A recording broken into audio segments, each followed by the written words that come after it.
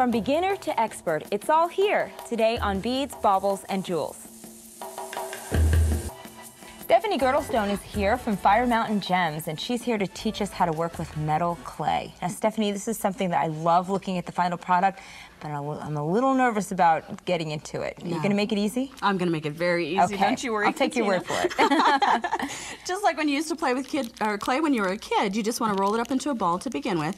And this is a metal clay. This is 99.9% pure silver. That is silver. It looks like clay. I know. It's exactly what it is, and the clay burns off, and it has the molecules inside of it, and the heat of the kiln or the torch is what activates it to become the pure silver. So it's really great for people who have metal allergies, you know, that can't wear sterling because they don't have all those other alloys. Right, doesn't have the nickel or anything. Okay, so what's the first step? First thing is we're going to roll it in a ball, which we've already done, and then I'm just going to lay it here. I'm laying it on a Teflon sheet on top of a ceramic tile just to give myself a nice firm surface to roll it on.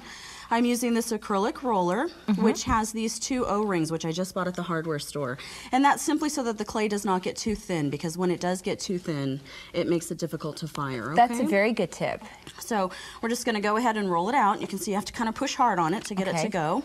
And sometimes it'll stick a little bit. And what you can do is you can put a little bit of olive oil on the roller, and that will actually help. So I'll just move it a little bit with my fingers to make it a little bit easier here. And I like to turn it sideways so that you get a nice flat surface. Don't be afraid to get your fingers very gooey with this, because it's kind of one of those dive-in things. Absolutely. Really, we're working with metal, not with clay, and you have to expect to get dirty. So it doesn't matter that it's kind of an unusual shape. What we're doing is using this rubber stamp, and I'm just going to want the shape of the rubber stamp today, so I'm using the back of it, of the rubber block, to get the shape of the pendant.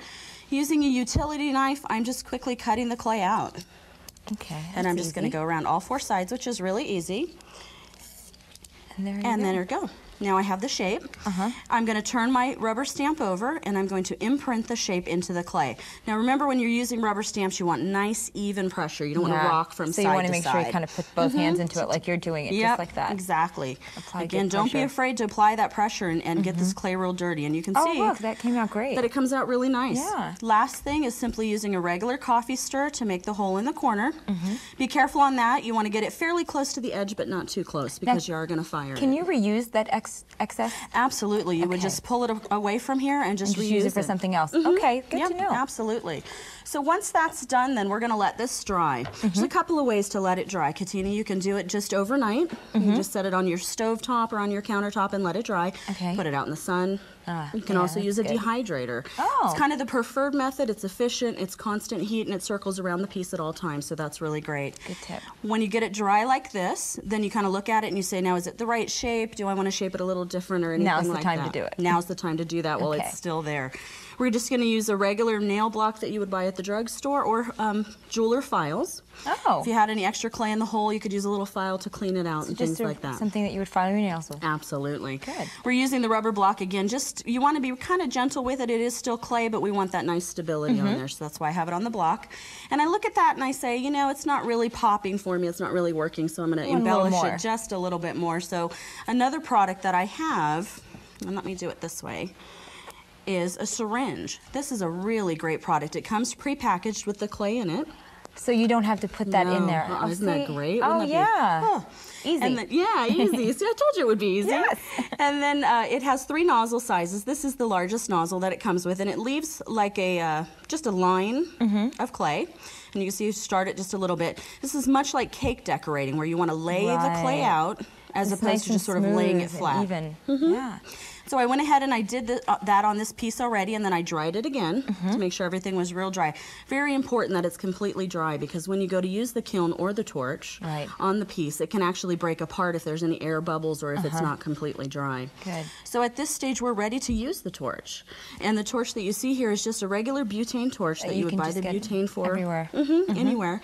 And the most important thing with the torch really is just to remember consistent heat. Keep it at the same level all the time on the piece.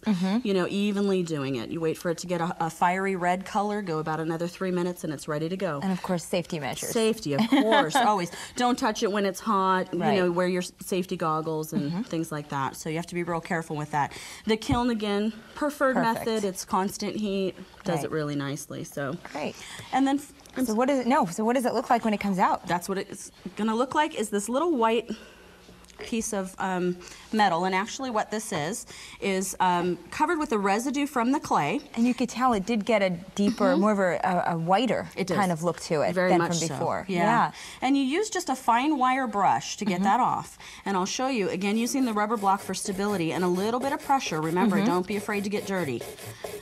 You can see that I'm just taking that right off the top, and it's becoming the silver now that it's turned into in the firing process. Perfect. Yeah. Okay, and you can just see the difference right like that.